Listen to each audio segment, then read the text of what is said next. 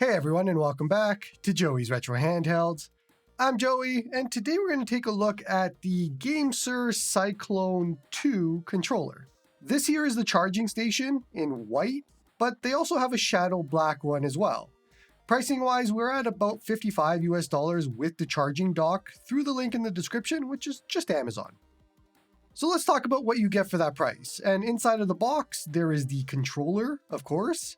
It actually looks really nice and feels nice at first glance. I went with white because I kind of like the gold accents on the D-pad and the shoulder buttons, and to me this looks pretty great. Then we have the USB dongle for 2.4 GHz play when you need it, which is basically to go wireless on a PC, typically. That helps you avoid all of that Bluetooth input lag and all that nonsense. There's also the charging dock, which is pretty cool. It just magnetizes right to the controller, and it has a spot on the front to connect the USB dongle so you don't lose it. And then the back has the USB-C charging port, so you can charge it all together. It's actually pretty cool. The controller lights up nicely while charging, and it has an indicator too of how charged it is. It's the little things that make me happy. Quick tour of the device here, and we have TMR sticks. They are not Hall effect sticks, and they have a polling rate of 1000 Hz. I would have liked to see Hall effect sticks here instead, but these are TMR.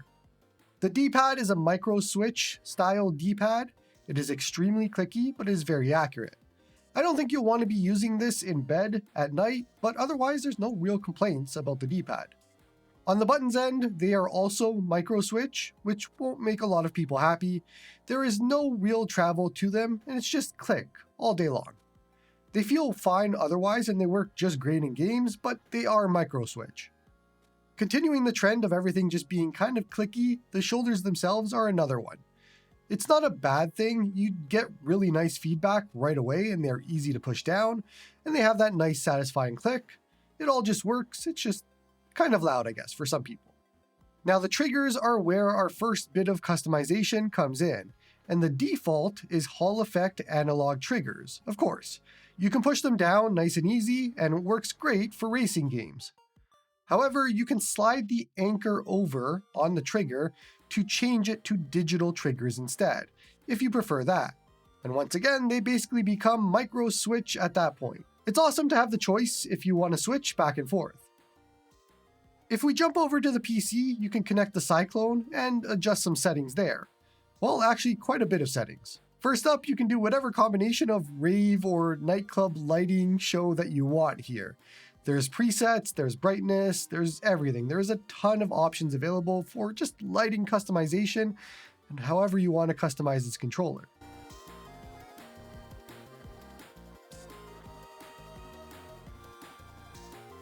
That continues on with the triggers. You can adjust the dead zones and set the hair trigger modes, and a lot more is customizable even on the triggers. If you want to change the polling rate for whatever reason, you can do so too. Like I said before, the default is 1000 Hz, but if you want to change it to 250 or something else, then you can do it here. Now, if you're not a fan of the default dead zones on the sticks, you can change all of that here as well, and even the curve, and it just kind of furthers the point that anything you want to customize on this controller, you can do so in these settings. Since there is a 6-axis gyroscope feature, you can adjust some of those settings in the app as well. Just gives you more customizability on that.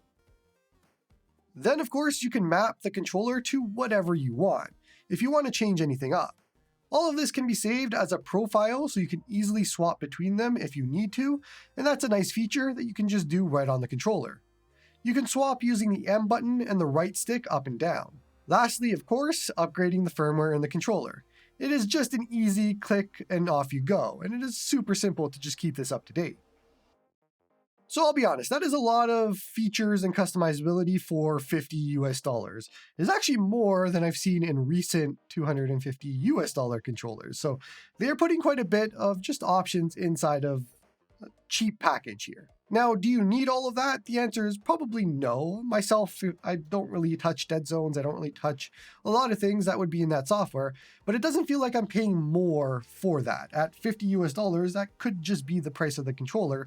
And it seems like the software is just an added addition instead of something that you feel like you're paying for. And that's what I like about this controller is it's more budget focused in price, but it also includes quite a bit that you just don't feel like you're being gouged for. Now, besides a PC, where the controller shows up as an Xbox 360 controller, and so it has natural compatibility with pretty much any game on PC, whether you use the 2.4 GHz dongle for wireless or you do wired, it is the same idea. The Cyclone, however, also works with Switch, iOS, and Android, so it has compatibility across the board. On Android, it's actually pretty simple. You throw it into pairing mode with Bluetooth to connect, pick it in the menu, and you're connected.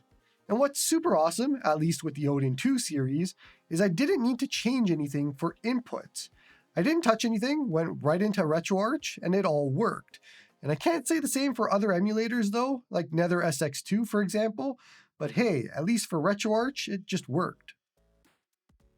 Okay, so let's wrap things up here. I think for $50 US, there is a lot to like here. I think the only real negative is a lack of Hall effect sticks, but other than that, I mean, the controller itself seems to have a lot of good features. It works really well, it feels great, and it's just overall a really good controller at $50 US. So if this is what you're looking for, you want a cool, I don't know, white and gold controller with some red accents and all that sort of thing, then yeah, this is an easy recommendation for myself. It feels good, plays good. I don't really have any negatives besides Hall effect. I think what stands out to me here is what you get for the price. You get the little charging stand here, which you could plug in, you get the dongle, you get the controller, and the software suite with the features that you can customize there. So there is quite a bit here that it makes sense over maybe other options to just grab this instead, because you get some more added additions. Now, I've talked about it before, but I typically stick to OEM controllers. The Xbox Series controllers are my favorite among any type of controller, just because they have the best compatibility. They are